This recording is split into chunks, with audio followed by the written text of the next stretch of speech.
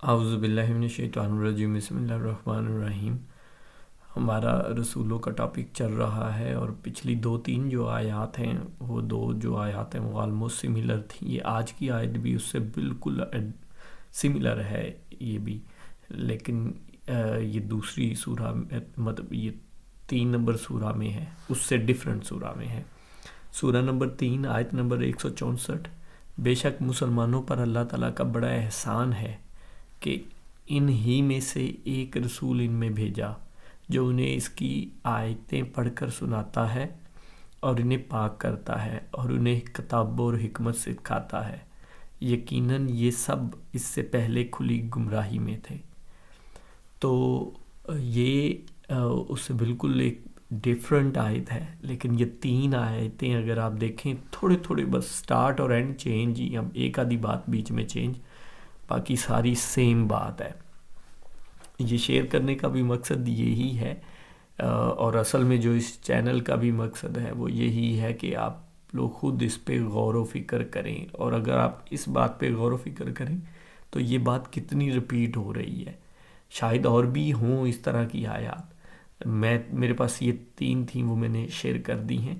تو یہ دیکھیں 3 دفعہ تو ایٹ لیسٹ سیم بات ریپیٹ ہو رہی ہے۔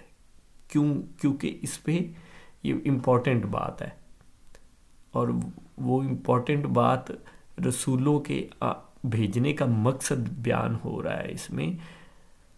تو دیکھیں بے شک اچھا، یہ پہلے میں حضرت ابراہیم علیہ السلام کی دعا تھی، دوسرے میں اسی سورہ میں ہی تھوڑا آگے جا کے اللہ پاک کی طرف سے جواب آیا، اور اب یہ اس تیسری آیت میں تھوڑی سی چینج یہ ہے کہ بے شک مسلمانوں پر اللہ تعالیٰ کا بڑا احسان ہے۔ اللہ تعالیٰ جو یہ رسول بھیج رہے ہیں، یہ اللہ پاک کہہ رہے ہیں کہ یہ مسلمانوں پہ احسان ہے اللہ کا۔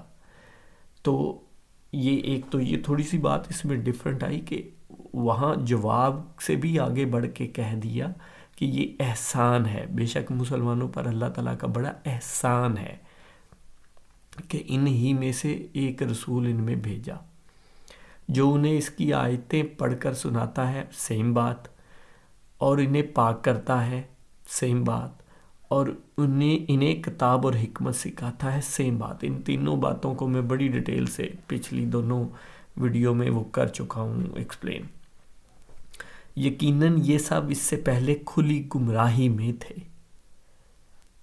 اچھا، یہ سب جو اس سے پہلے گمراہی کیا ہو سکتی ہے کہ جو یہ کتاب اور حکمت لے کے آئی ہے، ہدایت، لوگ اس سے بالکل الٹ وہ تھے، مطلب شرک کرتے تھے۔ آپ اگر مشرکین مکہ کی بھی واقعات سنیں، یا جو قریش تھے حضور پاک صلی اللہ علیہ وسلم سے پہلے، تو وہ کیا ان کے شرک کے کیا واقعات ہیں، کیسے بتوں کی پوجا اور کیا ہوتا تھا۔ تو وہ ایک کھلی گمراہی اللہ پاک اس سب کو کہہ رہے ہیں۔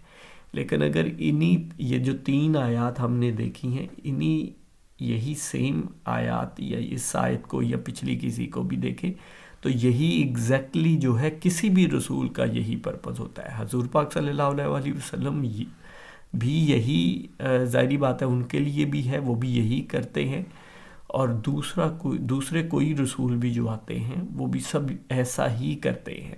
تو اوورآل جو ہمارا رسولوں کا ٹاپک ہے اس کے بارے میں۔ اور دوسری بات یہ دیکھیں، مطلب یہ جو بیان کیا ہے کہ رسول یہ کرتے ہیں، اور آپ کو بہت ساری جگہوں پہ یہ بھی ملے گا کہ وہ نذیر و بشیر، کہ وہ بشارت دینے والے ہیں اور ڈرانے والے ہیں۔ بشارت کن کو؟ خوشخبری، بشارت مینز خوشخبری۔ خوشخبری کن کو؟ جو نیک اعمال کریں گے تو ان کو لیے خوشخبریاں ہیں، ان کے لیے انعامات ہیں، ان کے لیے جنتیں ہیں، باغات ہیں، ان میں مطلب وہ تمثیل کی چیزیں ہیں کہ آپ کو کیا آرام اور سکون اور نعمتیں وہاں ملیں گی۔ اور نذیر، ڈرانا ان کو ہے جو ایمان نہیں لاتے، ان کو اللہ کے اس عذاب سے جو کہ طرح کا کس طرح کا عذاب ہوگا، تو اس عذاب سے ڈرانے والے ہیں۔ تو یہی اوورآل کسی بھی پیغمبر کا، رسول کا یہی پیغام ہوتا ہے، اور حضور پاک صلی اللہ علیہ وسلم کا بھی یہی ہے۔ جزاک اللہ خیر۔